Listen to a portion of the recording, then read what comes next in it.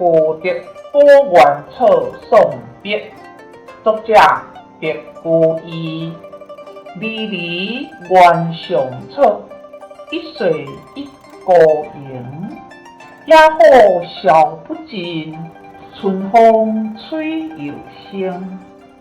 晚风侵古道，剪碎接风声。游送王孙去，凄凄满别情。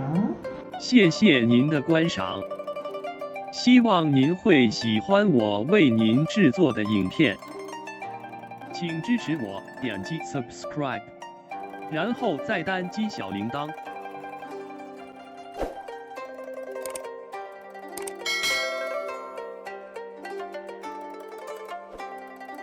请点击下面观看同一系列的影片。